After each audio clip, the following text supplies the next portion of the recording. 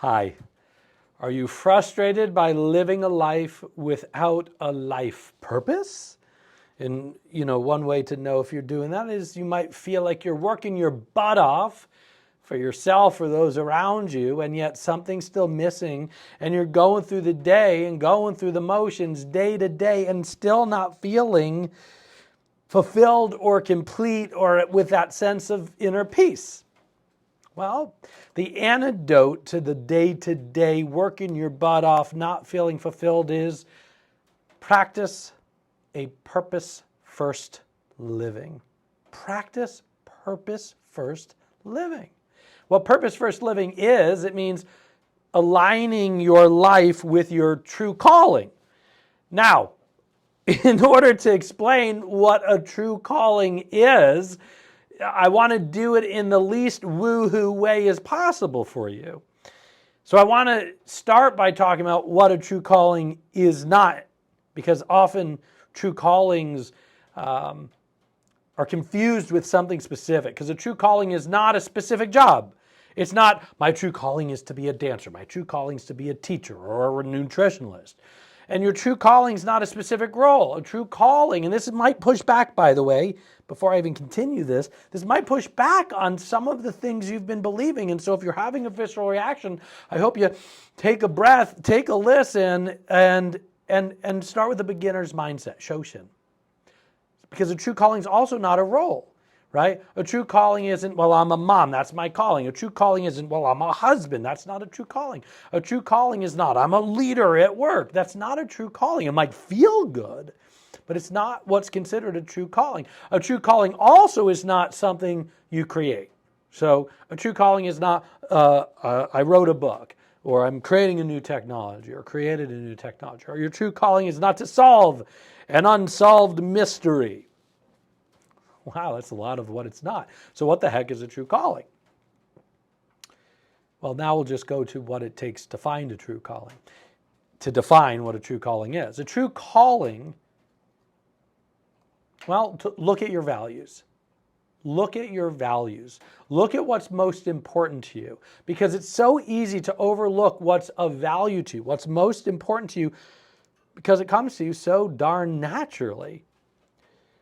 So values are typically one-word answers: happiness, learning, education, freedom, openness, right?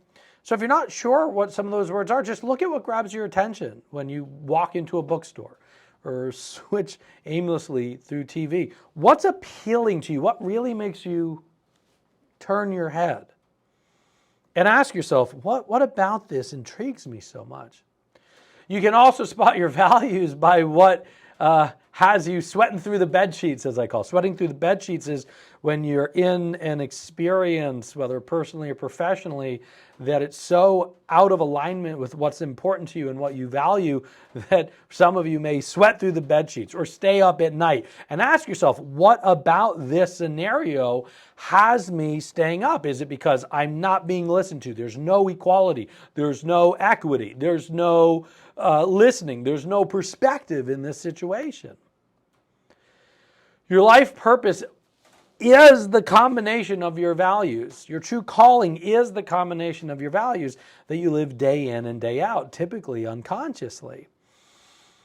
And here's the thing, that which you value most, those items, those areas of life, those values that you respect the most in yourself or those around you, you live them within the structure of your job, within the structure of your roles, within what you create. For an example, I value freedom. And so as I'm making these videos, I'm doing them to help you free yourself from the inner workings of your own mind, or to free yourself to be your best self. But if someone was reading the same exact content or writing the same exact content with the same exact words, who values openness, it's going to be different. It's going to be about, let me share with you. It's going to be about the person sharing with you or having you open up. So it's going to be delivered differently. And by the way, as you're sitting here going, I don't know what the values are, or maybe you do know what the values are, you don't need to know the perfect words to describe your values. You don't need to go on a 3-day retreat and sit under a tree and figure it out.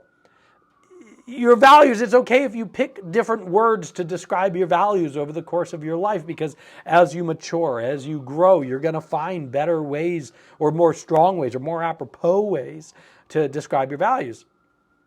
But your values are found in what feels congruent to you in your life and what feels misaligned to you in your life. And again, it's really easy to overlook what you value because it's easy to just go, well, duh. But when you look around, there's people that value different things than us. And that's sometimes where we are, again, sweating through the bed sheets at night, going like, oh my God. Purpose first living is all about taking action around what you value, action around the things that feel congruent in your life, and action around setting boundaries around the people, the environments, the things, the messages, the news cycles that feel misaligned with you. Because as you say no to more things that don't support your life purpose, the things you value, what you do is by saying no to the things that don't serve your values, you say yes to more things that bring you happiness and fulfillment and inner peace. Living a purpose-first lifestyle means you put your values first. I really want you to soak that one in. Because when you put your values first, so can you serve others around you. Like I said, one of my values is freedom. And you can see me make decisions off of it in my life. Freedom is why I risk as an entrepreneur and I don't work elsewhere. I want that freedom and I'm willing to risk that. My work just here as a coach with you, again, like I said, I help for you. I'm just using me as an example for you to start to see some examples. I'm not saying my values are right for you. But I'll cancel plans with friends or family that make me feel like my value of freedom is being restricted to, right? I'll stay in my office longer some days. I'll work longer hours. I'm filming this on a Sunday for you because it gives me freedom later in the week when Lauren and I go on a vacation to Italy.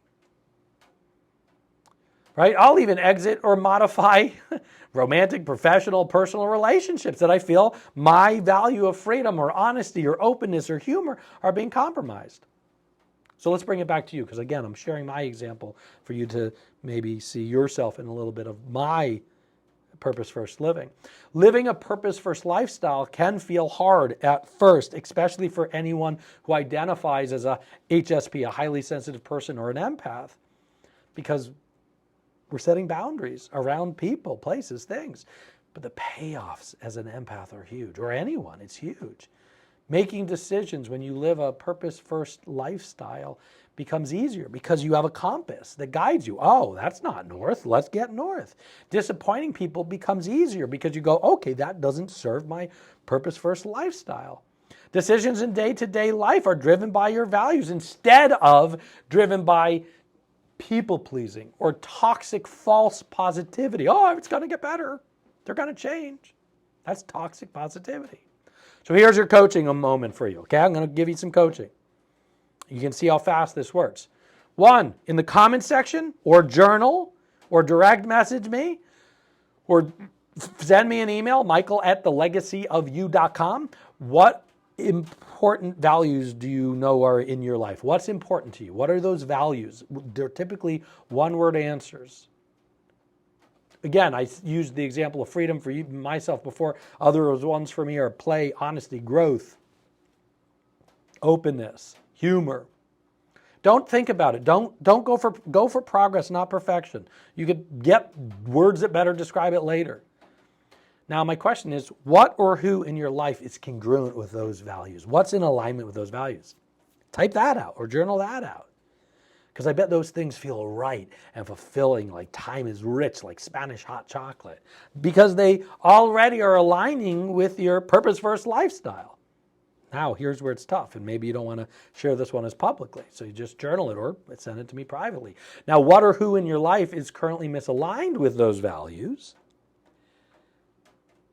What's going on in your life right now that's pushing back on those values? Because I bet that feels incongruent in your life. Now, I'm not saying remove those things instantaneously, but perhaps there's opportunity for conversations. So my question for you is, on those things that are pushing on your values, as you do in your version of sweating through the bed sheets like I do when values are incongruent, I literally sweat at night. What action, journal this or put it in the comments section, can you take? What action can you take to set boundaries around those people, environments, or things that are not congruent with those values? Pause me if you have to. So passionate about it, I had to breathe there. Purpose first living is a practice. I'm going to say that again. Purpose first living is a practice. And like all practices, whether it's yoga or purpose first living, it's going to feel cumbersome at first. It's going to feel challenging at first.